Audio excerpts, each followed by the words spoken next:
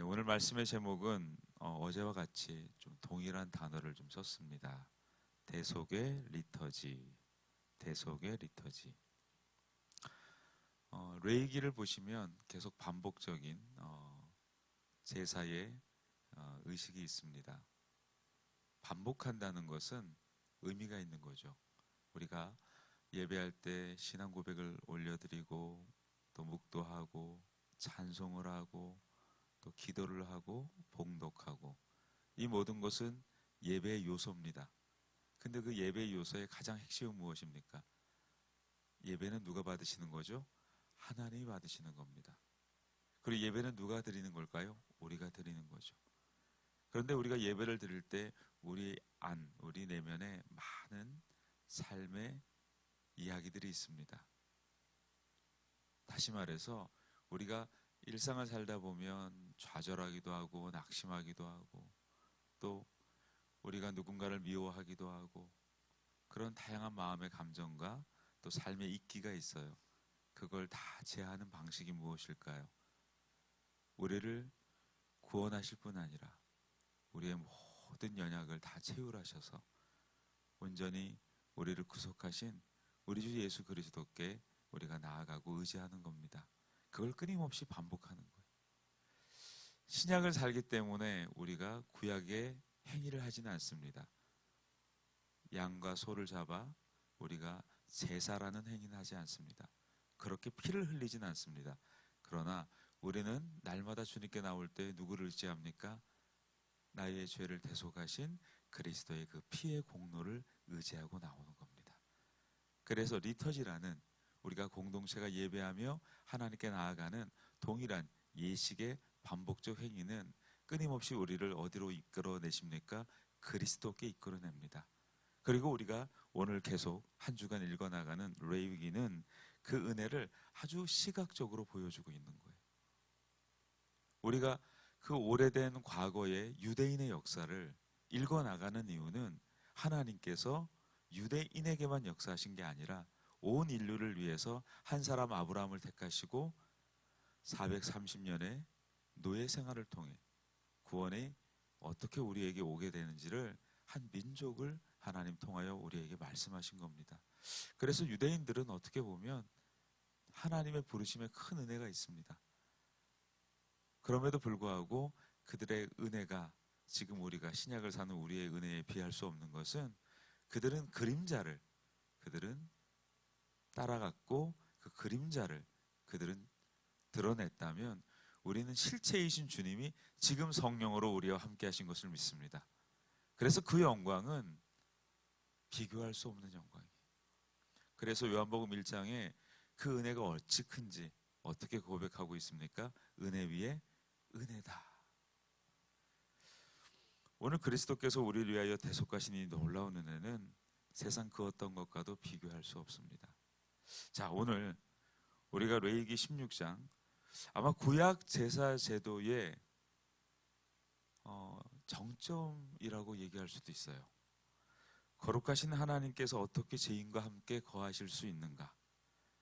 그 해답을 오늘 레위기 16장은 우리에게 말해주고 있습니다.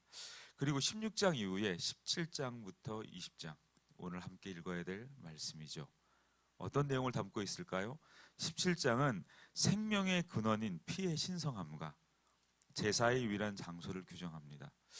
여러분, 그 과거의 유대 공동체가 이제 광야를 지나갈 때에 다른 가나안 지역에 살았던 그리고 애굽에 있었던 많은 사람들이 광야에 대한 어떤 생각을 품고 있었을까요?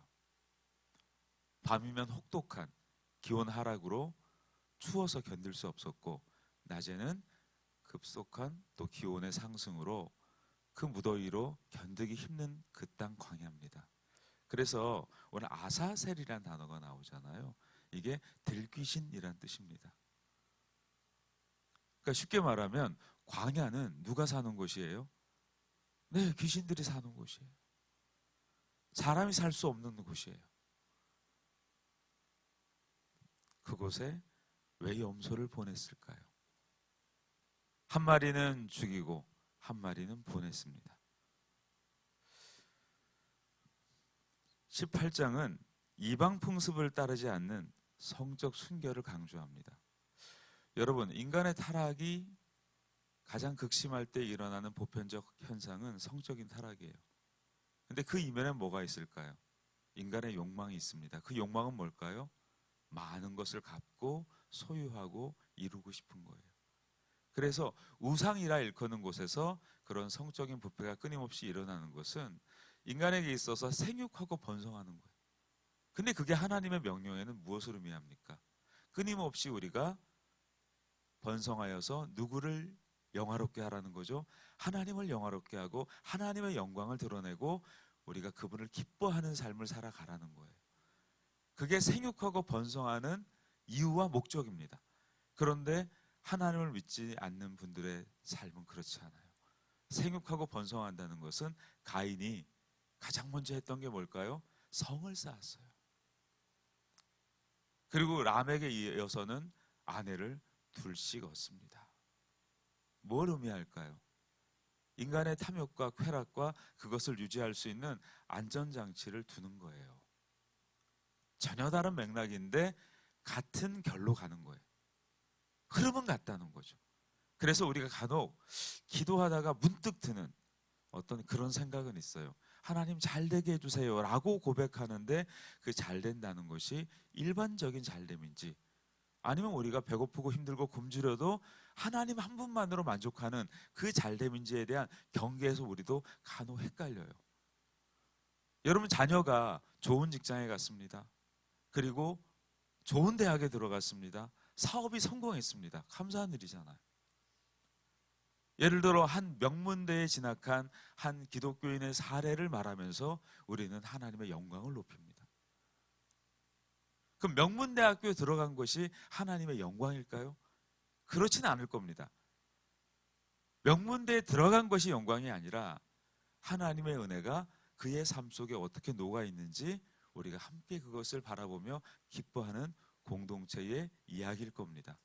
그래서 간증이라는 것은 나 이렇게 하나님께 복 받았어요 라고 자랑하는 게 아니라 나에게 임하신 하나님의 영광이 어떠한지를 다시 드러내는 거잖아요. 그러다 보니까 우리가 그 경계에서 약간 헷갈리기는 해요. 왜요? 한 사람은 명문대에 가고 사업이 잘 되고 너무너무 번창하는데 나는 아닌 것 같아. 그때 우리 마음에 드는 게 뭐예요? 내가 하나님을 잘 못 믿어서 그런가? 스스로 자책하기도 하고 때로는 부럽기도 합니다. 나도 저렇게 됐으면, 내 자녀도 저렇게 됐으면. 그것이 간증의 목적이라면 조금 빗나갔다라고 말씀드리고 싶어요. 간증은 어떤 잘된 사례를 통해서 여러분도 잘 되십시오라고 말하는 게 아니에요. 왜 오늘 이 말씀을 드리냐면 이방의 풍습이 그렇다라는 거예요. 그 경계에 서서 우리는 끊임없이 무엇을 리터지해야 되느냐, 계속 우리가 반복해서 하나님을 바라봐야 되는가. 19장에는 이웃사랑을 통해 구현되는 일상의 거룩을 명령합니다.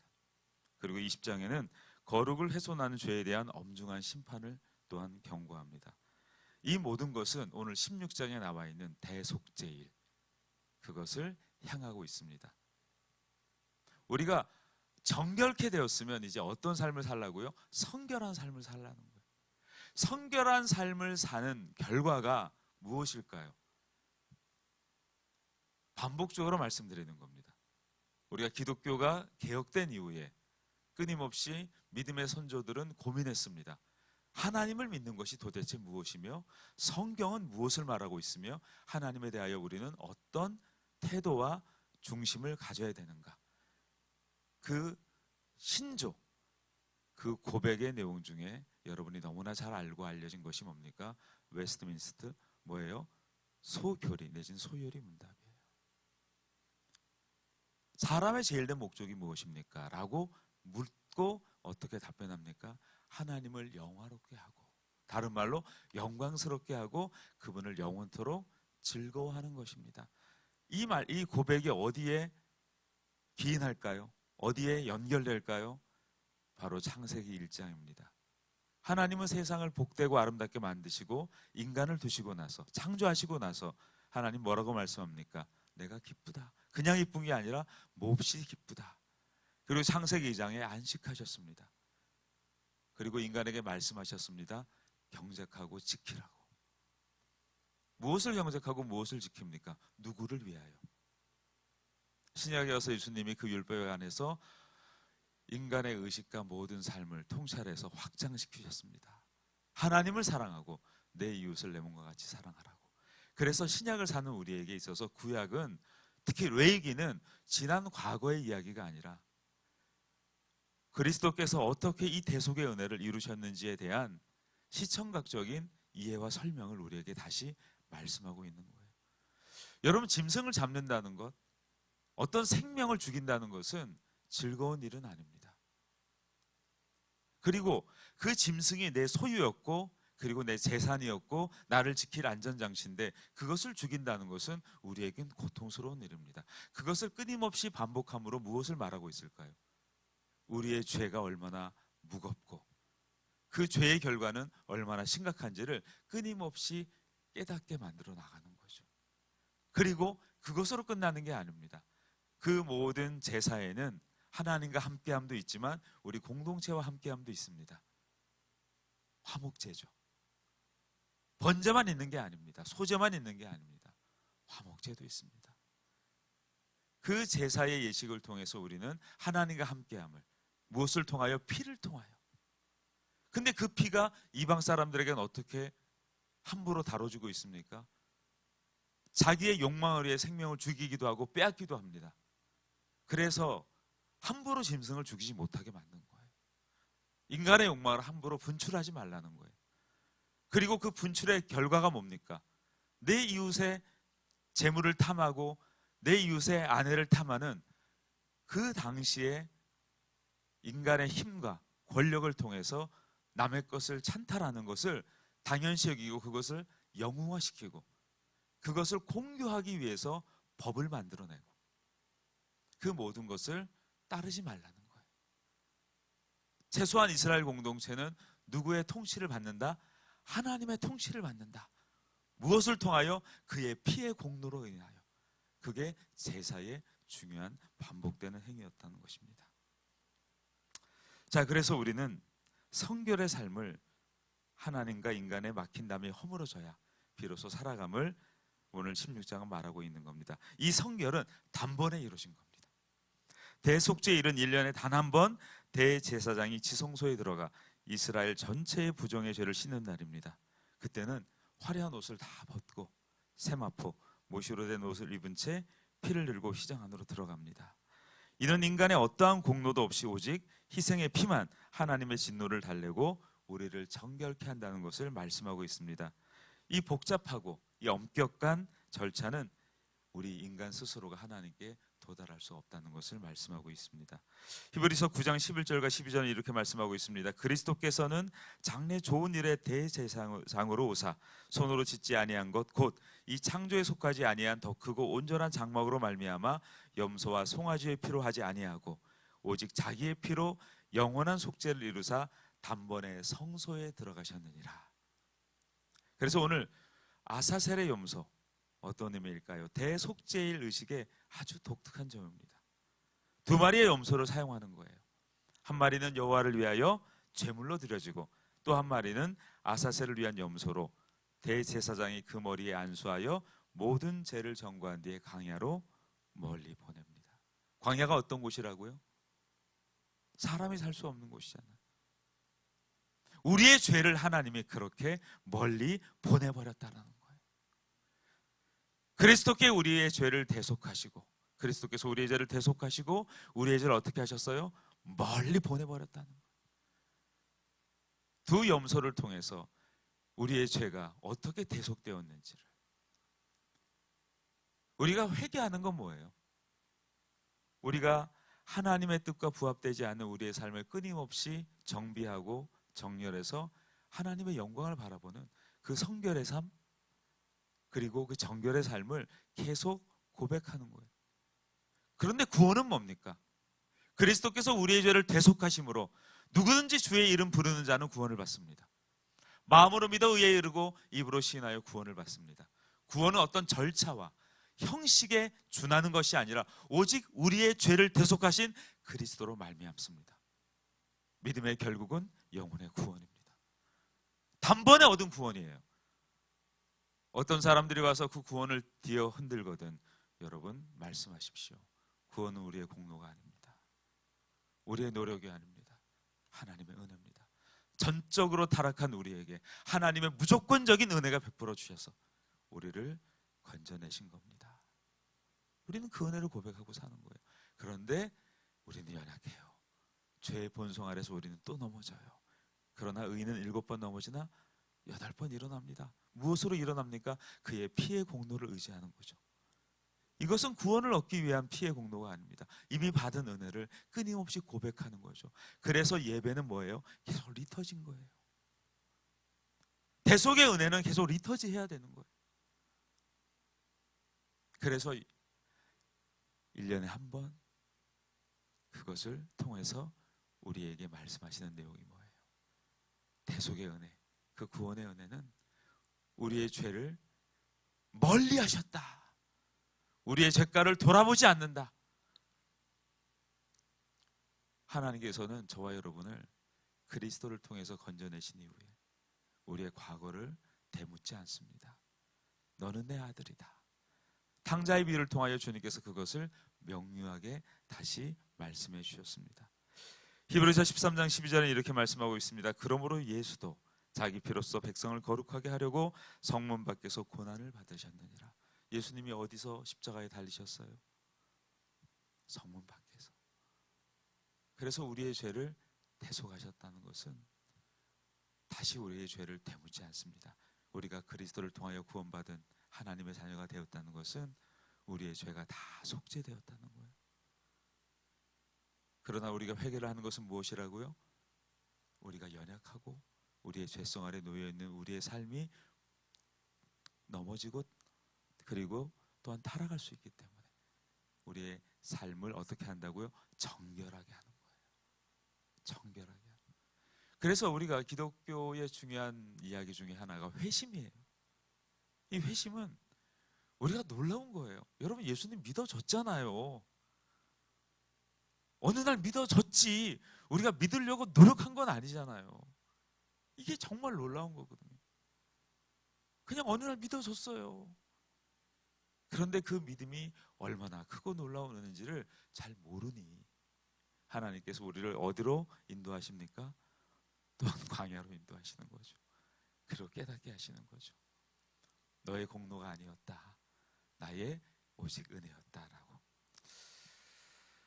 정결을 넘어 이제 우리는 어떤 삶으로 삽니까? 성결의 삶으로 살아갑니다. 대속죄일의 은혜는 우리를 단순히 죄 없는 상태, 정결로 되돌리는 것에 그치지 않습니다.